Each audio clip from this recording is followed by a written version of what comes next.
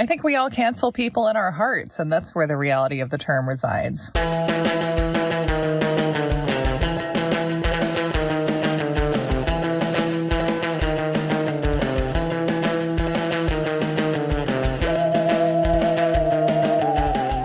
Welcome to You're Wrong About, where the Nancys of the past become the Karens of the present. Except Nancy Kerrigan. I think she's fine. I thought it would take you longer to bring that up. You had that ready. Well, if you say the word Nancy, I just see an image of just a woman in a white Vera Wang leotard, just giving it her all. I am Michael Hobbs. I'm a reporter for the Huffington Post. I'm Sarah Marshall. I'm working on a book about the Satanic Panic. And we have a new theme song. I'm so excited about this. Do you like it? Oh, yeah. We have gotten the comment many times from our listeners that we have a sort of surf rock, but a little bit spooky energy. And we're now replicating that in our theme music. So yeah, I sent you, Mike, a batch of songs, and I sent that one in kind of on a whim because I was like, well, I really like this, but like, there's no way Mike's going to go for it. I'm just going to toss it in. And then you were like, none of these work except for that one spooky surf rock one. And I was like, yes.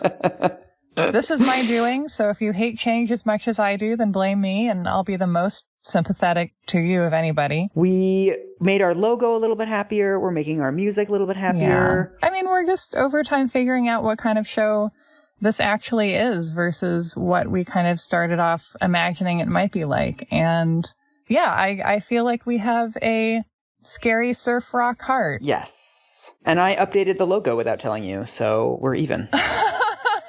And we are on Patreon at patreon.com/you'rewrongabout, and PayPal, lots of other ways to support the show. And we have been gathering questions for our first AMA, and we are going to be telling you more about that when we know more. I'm very excited. And today we are talking about Nancy Grace again. Mm-hmm. I'm so sorry. We're just all stuck here in this dinosaur killing pit together. So I have no idea what this episode is about. The only thing that I know is that at one point you told me I just got off the phone with a lawyer for research. So all I know is that there are lawyers involved. Nancy Grace's book is saying disparaging things about defense lawyers, so I feel like I have to talk to defense lawyers. Ooh. Like, I literally had a conversation where I was like, let me tell you what Nancy Grace says, and like, respond to Nancy Grace's accusations. So yeah, it's getting real. So, what are we talking about today? Where are we diving in? Well, I mean, as you'll recall, in our first Nancy Grace episode, we kind of started at the beginning of Nancy Grace's book, and she told us her origin story, and we fact-checked that a little. Yes. And yeah, tell us about that experience. I mean, basically what we learned is that Nancy Grace became radicalized against the American criminal justice system as the result of her fiancé being murdered and everything going exactly as it's supposed to. That the person who killed her fiancé did a life sentence. And then over time, her origin story has slowly morphed into this thing where it's like a lifelong criminal and he's on parole and the justice system was too easy on him. And if only it was different, then her husband wouldn't have died, et cetera, et cetera. But that launched her career as like a tough prosecutor. Yeah, we kind of have done like Nancy Grace Rises. Yeah. And now we're doing the Dark Grace. I don't know. Yeah, I've been watching a lot of Batman movies lately. I know. All of your tweets lately have been about the Batman movies. So I'm bracing myself for like, how many Batman metaphors are we going to get this episode? Well, I was just thinking, I mean, the way that Nancy retools her origin story, it reminds me of like, if in the Tim Burton Batman, Bruce Wayne was like, oh my God, the Joker killed my parents. And then he was like, oh no, he didn't actually. I just really hate the Joker. Right. So we've had the story of Nancy Grace Begins, and now we're going to really just go through Nancy Grace's book as quickly as possible. Thank you. And talk about her various chapters and her various arguments and the things that she is objecting to. Ooh. And a lot of this episode, I think, is going to be about Scott Peterson, because a lot of Nancy's book is about the Scott Peterson case, I believe, because that had been really the big headline-making case in the years before this book came out. So she has to talk about it, and so do we. Yes, we're back to our Anastasia series of things Mike is only vaguely aware of. Thank God. Yes. And also we're back to talking about a case involving a dead baby, which I'm very sorry. Oh, God. Yeah. But let's dive in, because the sooner we get started, the sooner we'll be done. This is like the part in The Hobbit where they're going through the scary forest. And you got to get through it. Yeah. So let's start with defense attorneys and other wily characters I have known. We've already heard a little bit of this chapter. I'll give you Nancy's first paragraph. I was just doing my job. That's the tired excuse offered up by every defense attorney whenever they're asked how they do what they do. How they pull the wool over jurors' eyes to make sure the repeat offender they're defending walks free. This is an interesting first sentence for like one reason that's jumping out at me. Do you see it? No. She's assuming that it is the nature of every defense attorney to defend repeat offenders. Oh. And to ensure that they walk free. Because, I mean, a lot of our system in the United States is based on plea bargaining. And, I think there are a lot of cases that you would look at and be like, my goal is not freedom here. My goal is like something less than what Nancy Grace wants. Right. Well, let's try and get through this whole paragraph. I'll never know how they can look in the mirror when their client goes out and commits yet another crime, causing more suffering to innocent victims. So this is great also because the implication here is that all defense attorneys defend repeat offenders, all offenders repeat their offenses, and all crimes have victims. Right. And that there's a clear delineation between criminals and victims. Yeah. What does the phrase innocent victims mean? I think we could do a whole episode I know. on that. Yeah. Like something that when I was a little kid, I remember like hearing the phrase white trash for the first time and being like, that's so weird. Like, isn't that weird to anyone else? Where like, if white people are trash, you have to specify that they're trash. But the implication is that, like, it's weird for white people to be trash and everyone else is implied to be trash. Right. And so, like, innocent victims is like, well, if someone's a victim of a crime, then they're a victim. Like, they can't, how can you deserve a crime to happen to you? Isn't that impossible if we're saying that no crimes should happen in our society at all? And the purpose of the criminal justice system is not to determine how innocent the victims were. It's to determine whether something bad took place. Yeah. And Nancy says, I've heard, I'm just doing my job. It's in the Constitution, too many times to count. I love how she's like, ugh, the Constitution. Whatever. As she makes a wanking motion with her hand. Yeah. Yes, totally. She does not like the Constitution. So the first actual case that she brings out is the 2002 murder trial of David Westerfield. I have no recollection of this crime. I don't think I've ever heard that name before. Neither do I. It apparently got a lot of media attention at the time. David Westerfield went to trial for the murder of a little girl named Danielle Van Dam. She was 7 years old. Mm-hmm. And basically this is just a story about how the defense attorney defended their client. Okay. This is kind of gross. So here's what Nancy says. Knowing full well his client was a child killer, Feldman went into open court to launch a defense that consisted of dragging the 7-year-old victim's parents through the mud, ruining their reputations within the community, and revealing to the jury and the world that the couple had once been swingers. The defense boldly claimed the Van Dams had unwittingly introduced a sexual predator into their home. Knowing it wasn't true, Feldman argued that someone else had killed Danielle, some predator linked to her parents. It's also, I mean, it seems to me like a bad defense. Like, I would really say that, like, that suggests that this guy is flailing, you know, to me, because, like, that is something that, like, makes you and your client look so bad. Yeah. Like, you don't have to be Nancy Grace to think that that's outrageous. And also, like, it's not really a good alternate theory. Mm-hmm. It speaks to me of, like, someone doing their job badly. Yeah. Or it's just an adversarial system and this was all they had. Right. It's not clear to me that that's like an argument that defense lawyers shouldn't exist. Yes. And so, well, let me read you. This is from the LA Times. Okay. Defense attorney Stephen Feldman suggested that police bungled the case by not investigating people who may have been drawn to Danielle's home to partake in her parents' sexually adventurous lifestyle. Mm-hmm. Feldman later quizzed Damon and Brenda Van Dam about their sex lives and called witnesses to show that Brenda propositioned people at a local bar to come back to the couple's home in tidy, upscale Sabre Springs. Mm-hmm. And then it seems like the defense is alleging that, you know, someone who would come to the house, like, as a swinger is a likely suspect. Mm-hmm.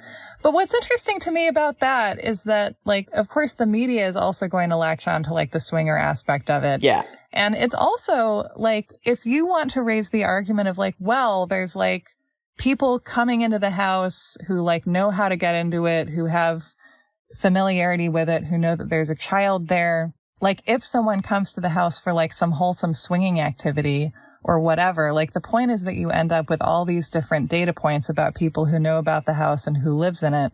So then if you're barred from mentioning the sexual activity of the parents of a murdered child, or like whatever Nancy's law would have us do, then suddenly you have potentially a very reasonable theory that could actually explain some other crime, and you can't talk about it. In the same way, if these people were hosting book clubs and every month it was a different group of 8 people that they were hosting, that does seem like that's a relevant piece of information, that there are people who are familiar with the home, are familiar with the age of their child, etc. If that's your theory, I mean, it still seems like a pretty weak theory, but like, it seems like it's within the rights of a defense attorney to bring up an alternate theory of the crime. I mean, if your client looks really bad, then like, what are you going to do? Are you going to just be like, well, I give up.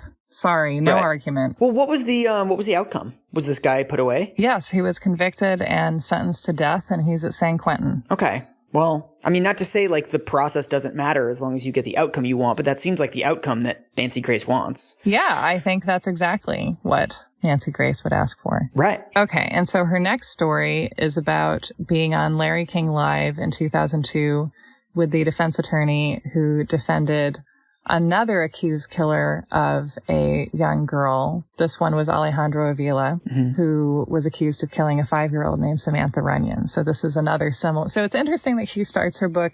It's kind of, I wonder if Nancy looks at the cases she features in her book the way someone making a mixtape does. Right. Where you're like, okay, first case, murder of a 7-year-old girl. Second case, murder of a 5-year-old girl. Like, that feels tactical to me. Oh, totally. I mean, that's the whole thing, is you want to have the most grisly crimes. So Alejandro Avila is facing the death penalty for this case.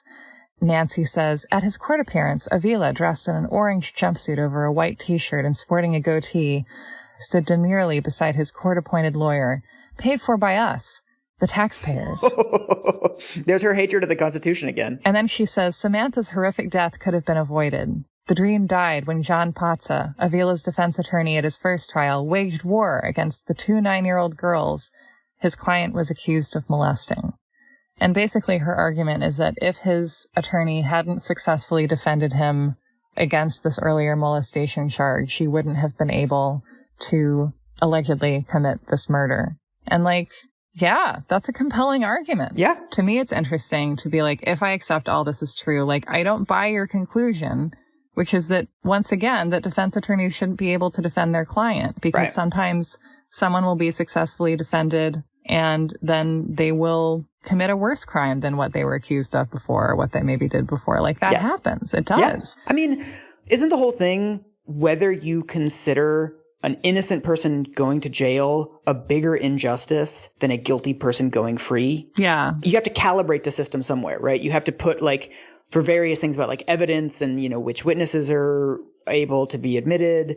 For all of these little tiny systems, you have to set the threshold somewhere. And typically the thresholds are set somewhere to prevent innocent people from going to jail. And what that means is that some percentage of guilty people are going to go free. And the fact is, if you design a system to catch every single guilty person and convict every single guilty person, you're going to end up convicting a shitload of innocent people on like pretty bad evidence. You're going to admit circumstantial evidence. You're going to admit janky forensic evidence. You're not going to be able to question witnesses that really don't have high reliability. So this is jumping ahead, but later in the book, Nancy says, when allegedly wrongful conviction has taken place, we hear about it eternally. My question is, why do we rarely hear the truth about perpetrators of violent crimes who are released to become repeat offenders? Citation needed. Where is this? Full of tales, Mike. Full of tales. I do actually, I mean, on some level, I do actually agree that wrongful convictions, like straight up wrongful convictions, do actually get media attention. But also, I mean, I think that those are limited to a relatively small category of wrongful convictions, that they tend to be murders, and they tend to be people that are like, it's pretty obvious that it was a wrongful conviction or forensic evidence exonerates them. Yes. I think underneath that, there's a much larger number of people who are either wrongfully convicted of much lower crimes, assault, aggravated assault, robbery. Crimes that the media isn't interested in generally. Like, it is like murder or bust almost entirely in our trial coverage. And then we also have a lot of people that actually are wrongfully convicted, but it's very difficult for us to ascertain that, right? Because it's like one person's word against another person, or a jailhouse snitch, or who did something. Yeah, or they did something. And I've had people send me tips. I mean, I think this is the experience of every reporter. You get these tips that like, my brother was wrongfully convicted, and they send you a bunch of like case files and a bunch of information. It's really hard to tell if it was a wrongful conviction, right? There were witnesses against them, or there was some forensic evidence against them. But where you have to get people to talk to you, and you have to take... I mean, this is why journalism costs money, because like part of it is like, how much time does it take to get sources to trust you? Like, how long do you have to be in a place? How many drinks do you have to buy? Yeah, like I have not pursued these because I haven't had time, and like... Because you're doing some dumb podcast with some lady who wants to talk to you about shows she likes. But it's just like there's a huge gray area, right? Like the legal system itself is not interested in these cases at all, which is the problem, and which is the problem that Nancy Grace does not seem concerned about. No. Yeah. Well, and then she, like lately though, like she does, like we're going to have to talk about this later, but like she does have a show now called Injustice with Nancy Grace that like purports to like delve into wrongful convictions to some degree, which is like fascinating to me, because it's like the tide of what true crime is trying to be, this like woke true crime comes to oxygen thing. It's like, it's come for Nancy Grace. That's an interesting moment. Okay, let's get back into the book. Yeah. And we have a section called Learning from the Master, which is about Nancy doing her breakout first show, Cochran and Grace, in 1997 with Johnny Cochran. Ooh. I don't know what to make of this description. I'm just going to read it to you. Working with Cochran gave me the chance to study the king of criminal defense for the next couple of years, and I found it incredibly enlightening. I began to see something I'd never been able to see before, to understand what exactly it was that juries sometimes saw in defense lawyers. I had always viewed them as quick and wily, like a beautiful snake that you kept in a cage but wouldn't dare touch. A snake cage. I still feel that way, but now I understand why juries can be captivated by lawyers like Johnny Cochran. I studied him carefully. I watched the way he talked. I listened to the words he chose to use, his mannerisms. I learned that juries can be struck by someone who is charming, attractive, and affable. Cochran can give an opening and closing argument that could charm a bird out of a tree. I had always been so focused on the truth and the facts of a particular case. God. So hell-bent on justice that I was almost immune to a defense attorney's charms. I learned through watching him why juries are sometimes bowled over by someone like Cochran. Wasn't she a fucking prosecutor for like 10 years? This is the first time she's met a defense attorney or like seen them at work. She's like, I had no idea why defense attorneys were found charming by anyone until I met Johnny Cochran. Right. But also, what do you think of her statement? That she's always been so focused on the truth and the facts. This is the thing. It's like only my opponents ever use like storytelling devices or emotion in the courtroom. And like, I'm just there reciting facts. Only Johnny Cochran is trying to use charisma on a jury. I've never heard of that before. Exactly. So it's like someone who's like been a chef for 10 years. They worked in like a Michelin star restaurant. And then they like get a cooking show with some other chef, and they're like, it never occurred to me to caramelize the onions before. And you're like, yes, it did. That's like one of the main things that you did every day. We know that. You were on CNN, Nancy. We heard your delightful accent. Okay. So this is where Nancy swoops in for kind of her main topic this chapter, and one of the characters who we're going to see a lot of in this book, Mark Garagos. Okay. You know who that is? No. He defended Scott Peterson. Okay, a case that I am in no way familiar with. Tell me everything you know. I just did. I literally have heard that name. I could not tell you where or when. Do you know what kind of a case it is? He murdered? Like, it's a murder case, right? But I don't know if it's like his kid or his wife or anything. This was in the news in like 2003. Do you remember? Where were you then? I was living in London. Did people in London care, or was there like some kind of Big Brother fiasco? There was like soccer happening. I don't think people noticed. There was soccer happening. Yeah. Okay. So Scott Peterson was accused of murdering his wife, Laci. Okay. She was pregnant at the time. Mm-hmm. And so the issue of whether the death of his unborn son can be also considered murder is one of the themes of the trial and the media frenzy around it. Okay. And I actually am going to outsource some of the description of this to a 2003 Vanity Fair article by Maureen Orth called A Made for Tabloid Murder. Okay, so here's our description in a nutshell. The Peterson case, like the O.J. Simpson and JonBenet Ramsey cases before it, has everything to make it the #1 human interest reality TV soap opera in America. The pretty, young, pregnant wife goes missing on Christmas Eve. Her handsome husband's girlfriend reveals the affair they've been having. The wife's body and that of her unborn baby are later discovered a few miles from where her husband claims he was fishing when she disappeared. He dyes his hair and is arrested carrying $10,000 in cash. Oh. Scott Peterson later says that he goes fishing on the day his wife disappears. They spend the morning together. Then he is on his computer for a time. And then he goes out in his boat, where he's observed fishing by various other fisher people. Fisher people, yes. And this is theoretically the time when he would apparently have needed to be dumping her body. And then her body and her baby's body are found sometime later. Okay. And so kind of from the start, he just doesn't look good. And this becomes a big story. Like, this was something that I did not make any effort to pay attention to at the time, but it was just ambiently in the news. And then Nancy says, another less than winning quality of the usually smooth defense lawyer is his penchant for sarcasm. In late July 2004, Detective Dodge Hendy was on the stand testifying about what he found while searching Scott Peterson's warehouse. During cross-examination, he told Garagos he found what appeared to be cement residue in what looked like 5 rings, which indicated that Peterson had made 5 anchors, but only one was found. Garagos, trying to punch holes in Hendy's theory, showed the pictures of the so-called rings and commented that they looked more like right angles than rings. He mocked Hendy, saying, "Is this a ring? And is this a ring? Is this a circle?" His attempt at witty sarcasm fell flat. Ooh. Although there were a few chuckles in the courtroom, some of the jurors looked disgusted by the treatment the detective received. When Garagos' long-anticipated cross-exam of Peterson's former lover, Amber Fry, was set to commence, he deadpanned in open court, "No questions." He then paused for effect before adding, "Just kidding." Well, there were a few people who thought this was hilarious.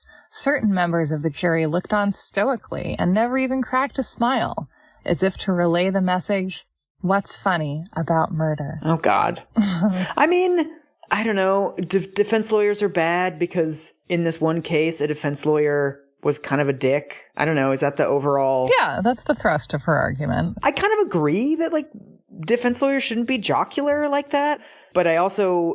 I don't know how, like, typical this is. Like, she still at some point has to prove that this is a larger problem in the criminal justice system. I mean, is it even a problem? Because, like, my feeling about these examples is, like, is that it? Like, you have this whole trial to draw examples of, like, this guy behaving inappropriately from, and your example is, like, he's kind of snarky one time, and then he, like, makes kind of a bad joke before he questions someone else. Like, I mean, trials go on for months. Yeah, exactly. Yeah. I don't know. Like, I feel like everyone is going to make, like, somewhat inappropriate attempts at levity in the course of their job. And, like, I don't know how you legislate against that. Right. You know? I mean, I do that on this show constantly. And there I don't want to be subject to criminal sanctions. And so do I. And then you edit it out. And Nancy Grace can't talk about how terrible of a person I am. I mean, the thing with the cop, it's like, what's even happening? The lawyer's like, this doesn't look like a circle to me. Yeah. I don't even know what you're supposed to do except do that. I'm sure that prosecutors belittle witnesses all the time, too. Like, that's kind of part of the cross-examination. No, prosecutors are always nice. It just seems like if you're concerned about people being mocked when they're on the stand, that's probably a separate issue from whether it's only defense attorneys that do this and it's only police officers that get this treatment. Yes. So Maureen Orth's article is partially from the perspective of the 2 National Enquirer reporters who the Vanity Fair journalist is kind of hanging out with and observing and watching them get their scoops. And so we have a quote in which one of them says, "The Peterson story has broken perfectly. The tabs kept Laci going during the Iraq War, and as soon as the war finishes, her body washes up." And then as they're hanging out in this bar, a quote, tough-looking construction worker pops in to ask whether something he has come across is worth anything.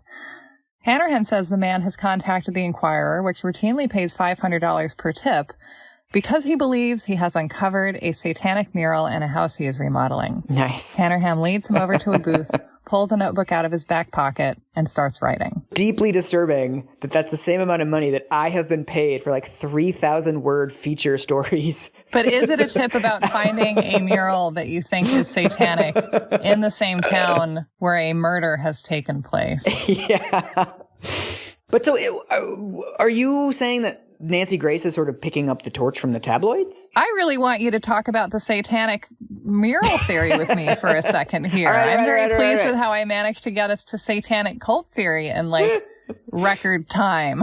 I'm just like skipping over the satanic mural thing just because it seems so outlandishly wrong. That's why we have to talk about the satanic mural. There's not like column A, yeah, Satanists did it, let's talk about it. Column B, it wasn't the Satanists, so let's not talk about that theory. Like, geez, that's my whole field, talking about Satanists who weren't there. So this becomes a theory. This is in the news a lot. Like, this guy is not dropping in for no reason at all. Like, he has smelled on the wind. Yeah, man. This prevailing interest in satanic cult. And this is what Nancy Grace is going to take Scott Peterson's lawyer to task for, is that he's advancing this satanic cult theory and other stuff. She doesn't like him generally. This is like an official theory? The satanic cult theory is like an actual like... You gotta throw a bunch of spaghetti at the wall, Mike. It's not as if this didn't work to convict people in the 80s. I mean, the guy is just late to the party, honestly. Wow. And like, it doesn't stay in the mix for that long. But yeah, there's a period when the speculation about Laci Peterson's murder involves a lot of talk about Satanists. Holy shit. So Nancy says, Garagos tried out a series of theories on the public via statements and court papers to see if any would stick. At the beginning of the trial, we heard a host of stories about people and events that might be tied to Laci's disappearance and murder. First came the story about a brown van and a missing shoe that would explain everything. Ooh. Then came a mysterious woman with important information. Those were followed by various and sundry tales, including Donnie the dope dealer, the evil burglars, the homeless killers, a besotted neighbor in love with Scott Peterson, a possible jewel heist, a deranged sex offender, a Hawaiian gang, and, of course, a satanic cult. How many moral panics are we going to have? We've got homeless people, we've got sex offenders, we've got street gangs. Throw in some human trafficking and some cancel culture, and we've got the whole, like, Pokemon gang. All right, so this is the satanic cult case at its strongest. I'm going to present this to you. So Laci's body is found in San Francisco Bay in April of 2003, and her baby was found the following day, her baby's body. And so... Oh, God. They're found separately, and so the question is, did something called Coffin Birth take place? What the fuck is that? So Maureen Orth describes this, and she describes it as the built-up gas in the decomposing body inside of the mother expels the baby. Shut the fuck up. That's a fucking thing? Evidently. Oh. Yeah. So that's something that could have happened. Oh, God. However, when the NBC correspondent comes forward with the addendum to the autopsy report, the information in it that catches the media's imagination is that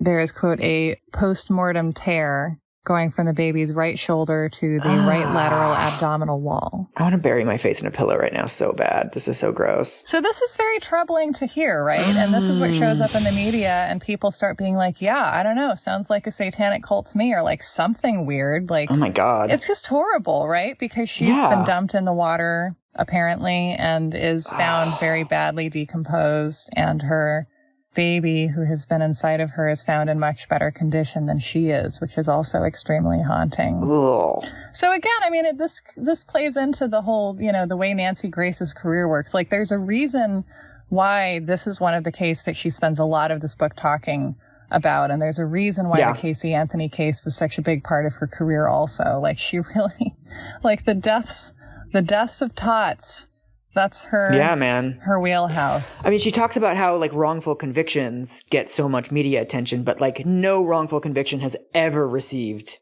as much forensic, every tiny little detail type dissection as these fucking white lady murdered cases. Yeah. I think that, you know, if you contemplate these details, like, I think it's important to, like, I don't want to, you know, sure, you can do whatever you want, but it's important for me as someone who disagrees with Nancy Grace to be like, yes, Nancy, like, you're right. This is horrible. Like, I don't want these things to happen to babies. Like, we agree. Yes. But the sadness of Laci Peterson's death and of her baby's death, like, is not in itself stronger evidence that her husband did it. Yeah, true, yeah. And there's this thing that I think just kind of happens, right? And especially in kind of cable true crime media, where it's like, aren't you sad? And people are like, yeah. And then it's like, doesn't that tell you that we should push harder for, like, bad things to happen to this person who we're saying we know did it? And it's like, Right. It's sort of like, don't you think Scott Peterson did it? And you're like, I don't know. And it's like, well, look at the grisly details of this murder. What do you think now? And you're like, well, the evidence that he did this grisly stuff is the same, regardless of, like, how grisly the murder was. Right. It's just evidence that it's horrible. And so, like, if you already suspect him, and then you're pumped full of details about how terrible this crime you already think he committed was, then you're just like, fuck you, Scott. I feel like you control F'd through this book for Dead Baby. I really didn't. I suspect you. I did control F for Satanic Cult. And unfortunately, those two terms gravitate toward each other. They control F'd for you. Yeah, they did. So they release the addendum to the autopsy report with this weird new information about the cut on the baby's body, the fact that Laci does not have her baby inside her anymore when she's found.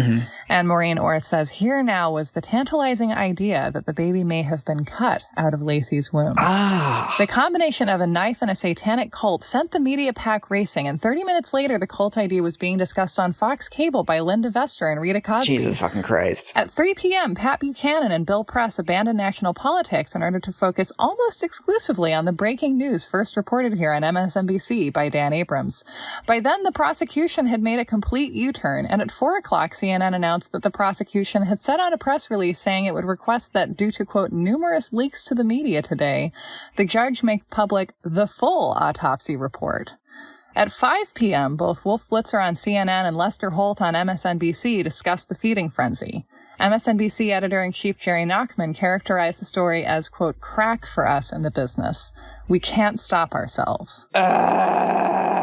I don't even know where to go with that. It's like, do these people not know that the Satanic Panic was fake? No one knows that. That's why I talk about it all the time. I mean, people do know that, but it is something that we haven't reckoned with, and we really hadn't in 2003. Like, this is like 5 years after the San Antonio Four were convicted. This is, really? No one's in a thoughtful place about this yet, apparently. So it hadn't been, like, thoroughly debunked by then? Oh, no. Huh. But yeah, I mean, it is very interesting, because, like, I guess we have higher expectations of 2003 than we do of 1983, although God knows why.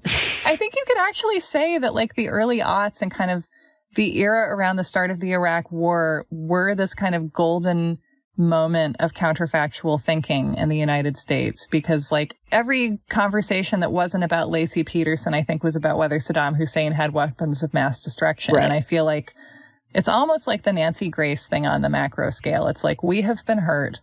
Right. Look at how terrible 9/11 was. Like, we have to do something. Like, aren't we sad? Look at Saddam Hussein. Aren't you mad? Like, it's almost like he and Scott Peterson were, like, similar figures in the same moment. It was just different scales. And one of them was this guy in Modesto. This is you at your grad school best. It's almost like Scott Peterson and Saddam Hussein were the same. They were. They're like this, this guy who, like, is guilty of something, right? Like, Scott Peterson was having an affair and he was being real slimy about it, and he had a pregnant wife, and he, like, didn't look great. He, but it's like looking at someone who, like, you have no reason to like or feel sympathy for, but who also, like, you maybe lack the ability to prove did the very specific thing that you need to prove that they did. And at the end of the day, it's like, yeah, but come on. Yeah, this guy sucks. Yeah. We're sad and we're mad, and look at this fucking guy. Yeah, that's true. Yeah. So my point about this is that, like, it's not as if Scott Peterson's lawyer is the only one who's pushing this narrative. Right. This is something that the NBC legal correspondent is like excitedly offering to the public, and that like we've just watched this timeline of this entire day of the cable TV media first excitedly reporting details, then reporting on more details, and then reporting on their reporting of the details. So to me, the point is that, you know, Nancy Grace is right to think that a satanic cult conspiracy is kind of a bad theory, but also like her blaming the defense attorney for being the one who like pushed this topic onto the American public feels a little disingenuous. Right. And so actually, this is a weirdly credible theory. So let's get into that. Wait, what? The satanic one is? I'm not saying that's where this is going, but I was surprised by the relative depth to this theory. I would love it if the you're wrong about this episode is actually that it was a satanic cult. That's like your dedication to truth, like no matter where it leads us, man. This turns out this is one of them. Sorry, everybody. Okay, so Maureen Orth tells us, in fact, there were reports of a brown van in Laci Peterson's neighborhood at the time she disappeared. And what the media is saying is like, there was a brown van. Satanist. Maybe van equals Satan, because, you know, the Satanists, they love vans. Famously, van drivers. The police claim the van belonged to landscapers, but Maureen's source says witnesses reported that the vehicle had no lawnmowers or rakes in it, and that the occupants were not identified. The way we do this with these fucking trials, it's like we zoom in on these, like, completely absurd pieces of information. Like, were there fucking lawnmowers in the van? Also, when can you ever see what's inside of a van? Like, the reason these panel vans don't have windows in them is so that you can't see the equipment in them that might be valuable or worth stealing, or so it's not like knocking around, like breaking windows potentially. Yes. First of all, it's never a van.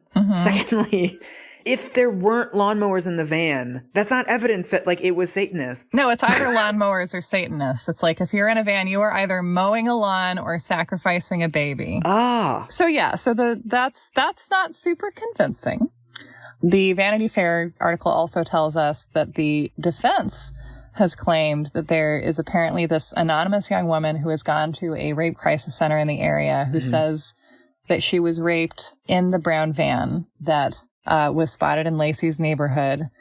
And apparently one of her assailants told her, if you want to see the other part of the sacrifice, keep a close look at the newspapers and read about it on Christmas Day. Oh, really? Yeah. And one of the van's occupants allegedly had a tattoo on his arm. 666, supposedly a satanic symbol. This is not the strong case I'm giving to you, by the way. This is like the satanic argument at its saddest and most hilarious. This is sad and hilarious, yes. Yeah, and so the defense is saying there's this anonymous woman who said something to someone about what someone else told her, and it's like, how do we know this person exists? Right. How did the Rape Crisis Center know to contact you with this information? Right.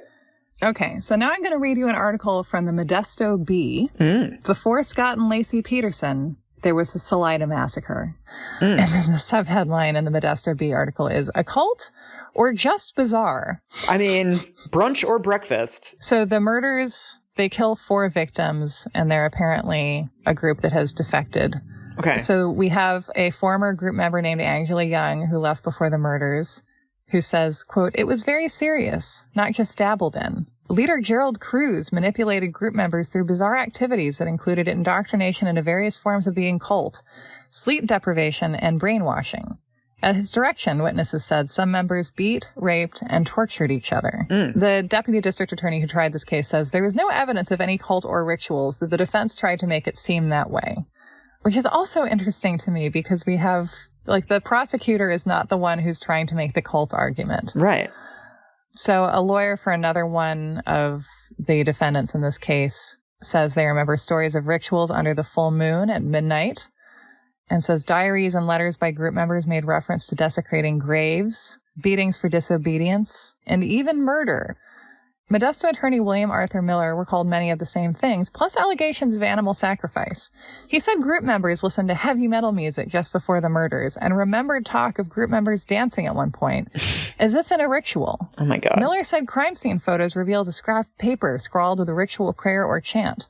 A length of hair from one of the victims was affixed by a magnet to a refrigerator door, he said, noting that Satanists are said to use parts of a victim's physical being to cast spells. A lot looked like satanic worship, Miller said of the writings. He recalled a member saying that, quote, the sacrifice of a newborn baby was the cleaningest thing you could do.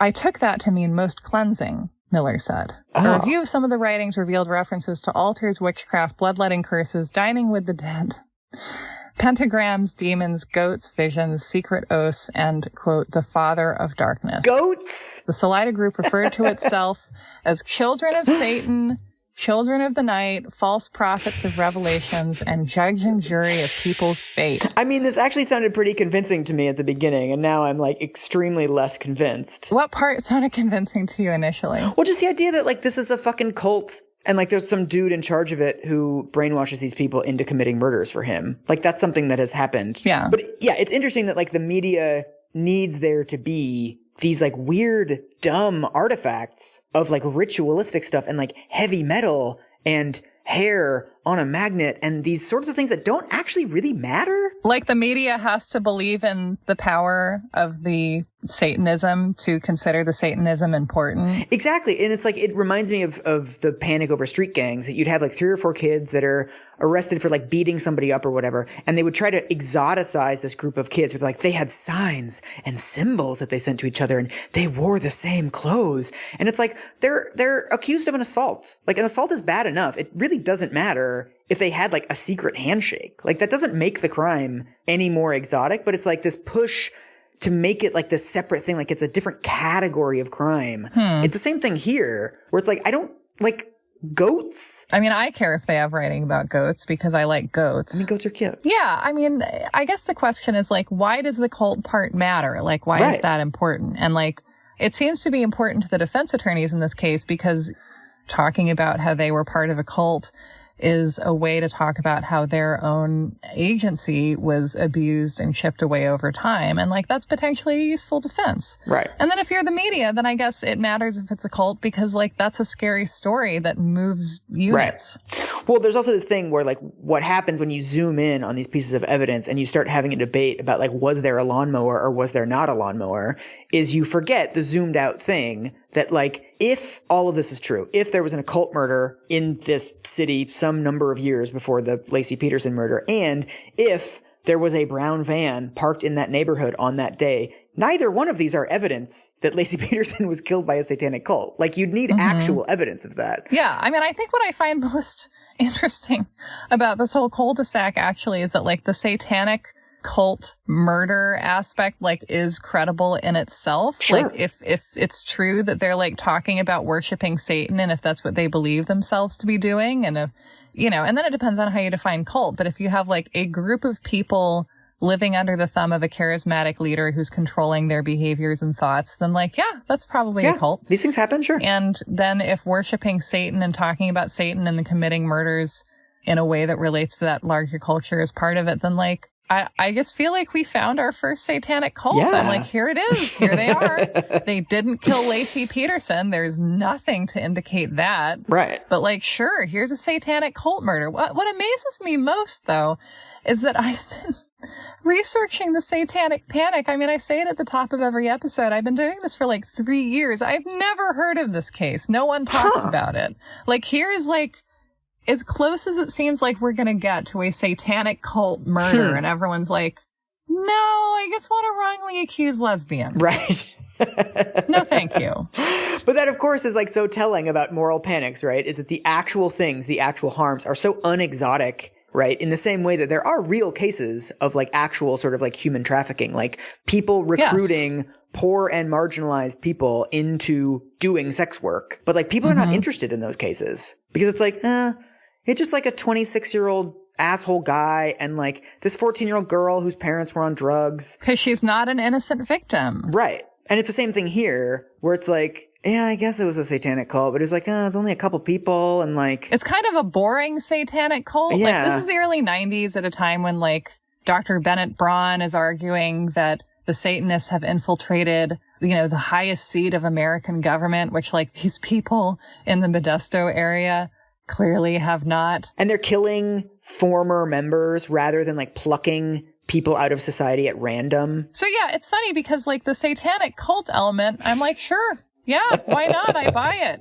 And the part where it falls apart is this idea that the Peterson defense is putting forth that, like, this could be connected to the cult that killed Laci and Connor Peterson. Like, it's these people who we put in prison years and years ago, and this cult whose leader is out of commission and isn't capable of committing any more murders, apparently. Like, this is the long game. Like, that's where it gets silly, actually. In terms of the existence of the cult, I'm like, sure, why not? I'm Sarah Marshall. I'm working on a book about the satanic realness. About the satanic proportionate response? Yeah. None of this has anything to do with Nancy Grace, but I fucking love this. Because this is the way we enjoy Nancy Grace, is by sneaking away. Is we don't talk about her. So here's just my favorite passage in this article, and maybe in anything ever in Vanity Fair. One of the people who the media was desperate to talk to, and who this article describes their hunt for, is Amber Frey, whose relationship with Scott is considered by members of the press and the prosecution as one of his motives for killing Laci. Because if he did murder his wife, then it's best to blame it on a woman. Yeah. So Maureen Orth tells us, I have since learned that when Amber's name surfaced last winter, a number of producers and reporters hoping to catch her visiting her dad embedded themselves for up to 2 weeks at a time in Ron Frey's 81-year-old mother's house where he lives. They'd all be sitting here all day long, he said. They were here so much they know my dog's name, my mother's name. They would talk about my little dachshund, who is kind of smart. He dresses himself, but they never got to see that. And Maureen Orr says, pardon me? And he says, my little dog puts his own shirt on. Oh my God. I feel like this whole episode, maybe this whole podcast, has been leading us toward the sentence, my little dog puts his own shirt on. We're done. We're done. Play the theme song. This is it. We've done a lot of good work today. One of the interesting things about Nancy Grace's audiobook is that it is read by the same reader who also does the audiobook of one of my favorite books ever written, which is Janet Malcolm's The Journalist and the Murderer. Oh, I love that book. Yes. Yeah. And there's a scene in that where Janet Malcolm has been interviewing one of the jurors in the trial that she's studying. And this woman has gone on this long, confusing monologue about how she loves the Constitution and she loved it as a girl and she bought it on a trip to Washington and she couldn't get through it, but she respects it so much. And just this weird, beautiful, strange soliloquy. And Janet Malcolm writes, as I listened to Lucille Dillon, I felt more acutely conscious than ever of the surrealism that is at the heart of journalism. People tell journalists their stories as characters in dreams deliver their elliptical messages, without warning, without context, without concern for how odd they will sound when the dreamer awakens and repeats them. My little dog puts his own shirt on. Oh my God. So yeah, let's finish up Nancy Grace's argument against the existence of defense attorneys, and then I think we can be free for the rest of the day. Okay, so then her example, and this is an interesting one too. This is about, this is another Garagos case. She's just sticking with this guy. This is Scott Peterson's attorney, is Garagos? She really does not like him. He's her worthy adversary. So Garagos defends Michael Jackson. Oh, wow. When Michael Jackson is accused of child molestation. So Michael Jackson pleads not guilty in January 2004 and then basically puts on a little show for his supporters. Outside the courthouse, he dances on top of an SUV and he invites fans to join him at Neverland Ranch. Yeah. And he has refreshment. And again, this is an argument against Garagos. Okay. What exactly were they celebrating? Jackson being indicted for child molestation? The anguish of a family who, along with their cancer-stricken son, must now endure a long, drawn-out trial? The entire episode was a bizarre mockery of the justice system, regardless of whether Garagos orchestrated the whole performance. he let it happen. I mean, I kind of agree with her. I don't know. I mean, that whole thing was so gross. I don't know. I mean, to me, it's like, yeah, like, it's gross to think about someone putting us back in, like, our 2004 brains, like, whatever we didn't know, whatever we believed about Michael Jackson or wanted to believe about him then. It's like, it's incredibly insensitive to be publicly celebrating and offering parties for your supporters. And I guess celebrating the fact that you have supporters is what I would imagine that's about, you know, when you're accused of something so serious. And like it does suggest things aren't well. It suggests someone who's not well. So yeah, it's like, it's a strong indictment of his client's character. I mean, also, if I can take you back to the clip that we watched last week, she has a guy that is on trial for killing his wife and then burning their house down and making it look like an arson. She gets a conviction of him. And we have a clip of her celebrating the conviction of this guy. We see her saying, like, got another one. Like, is she really saying that, like, people on the other end of this system of justice don't also celebrate an outcome that they wanted? Like, right. I'm sure prosecutors have celebrated, like, someone who shoplifted from Walmart getting, like, 10 years in jail because of some mandatory minimum thing or 3 strikes thing. Oh, sure. And to me, the craziest part of this, personally, is that, like, she's blaming his lawyer for this. And it's like, I challenge any lawyer to control the behaviors of a pop star that they're representing. Right. Like, pop stars are used to doing whatever ridiculous thing they want to, which is part of the reason why they seem to edge into crimes in a way that the people around them just sort of soften and abet. There's also the thing, I mean, I don't know super duper much about the justice system, but I also think that we have, like, the only court cases that we interact with and see in detail are celebrity court cases, like the kind that take 9 months. And those are not typical. Like, to extrapolate from, like, hey, here's a celebrity case that went the wrong way and a client and a lawyer who acted wildly insensitively in the kind of celebrity trial of which we have, I don't know, 4 or 5 every year. You can't just extrapolate to the entire system from, like, a very unique circumstance. It's like studying Hollywood by, like, studying the Batman movies and being like, as we can see, in 1997, things got really campy. So in conclusion, Michael Jackson threw a party and Nancy Grace thought that was gross. And I agree with Nancy Grace. Like, I think, honestly, the interesting takeaway of this chapter and really of this book is, like, how much it's possible to agree with Nancy Grace about the very limited, low-stakes argument that she's making, and then, like, yes and through it, you know? And just be like, yeah, sure. Like, I can believe everything you're saying, but also, like, truly, Nancy, like, what bearing does that have on the systemic problems that we're trying to solve? Okay. Hiding behind the Constitution. The Founding Fathers set up our Constitution in a way that allows defense attorneys and defendants to literally get away with murder. Ooh. These are the rules lawyers have to play by, and they aren't going to change. They may fluctuate a tiny bit based on Supreme Court rulings, but generally speaking, those are the rules. I also hate due process. Glad that we're on the same page. Oh, and then this is great, too, because she's previously complained about a defendant wearing, well, she hasn't complained about it, but she's like, he was wearing a jail-issued jumpsuit, and he looked like a criminal. And then she makes one of my favorite tough on crime arguments, which is defense attorneys very wisely dress clients in their Sunday best and have them sit there and look serious and thoughtful for the duration of the trial. And it's like, what are they supposed to do, Nancy? Are they supposed to let them wear their prison jumpsuit so you can talk about how much they look like a murderer? Well, exactly. What are people? Yeah. What do you want? Right. I feel like Nancy Grace relating to the legal system is like a toddler who's clearly just, like, had a big day. They're not going to be pleased by anything you offer them.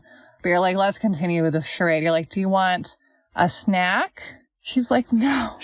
And you're like, do you want a video? And she's like, no, I don't want a video. And you're like, Nancy, we both know that, like, you're not going to want anything I can give you. You're not going to want jumpsuit. You're not going to want no jumpsuit. Like, you just are upset. Right. I mean, my understanding is there's, like, Supreme Court cases about this and stuff, that it's like, to have the presumption of innocence, you have to allow somebody to look innocent in court. And of course, this ends up coming down to resources, because who can afford, you know, a suit and, you know, a haircut and, like, a way of looking nice during their trial. But the idea is that humans are affected by the way that things look a lot more than we want to admit. And so putting somebody in a suit makes them look a little bit more innocent. And if we actually believe the presumption of innocence, then we should be able to let people do that. It's this weird Mobius strip, right? Where like the point of the trial is to determine guilt. And so if you are going to get upset that someone is dressed up in a way that doesn't communicate the idea of their guilt to the very people who have to decide whether they're guilty or not, like, you just want everyone to be found guilty. Yes. And that is really the conclusion of Nancy Grace's case against defense attorneys. So it is basically like maybe 4 anecdotes. There's the child murderer guy. There's the other child murderer guy. There's Scott Peterson, and there's Michael Jackson. Those are our 4 examples. These are the 4 cases against lawyers. This is actually more robust than like any article about like campus political correctness gone wrong that I've read in the last 10 years. So in conclusion, Nancy Grace is like doing more hard-hitting journalism than many of us would like to believe, given the context and what poorer excuses pass for journalism. And Satanist cults are real, and there's a little dog out there that can put his own shirt on, and he's waiting for you. I'm amazed you didn't close with anything Batman related. This is unprecedented. There's a little dog that can put his own bat shirt on. There we go. We got there.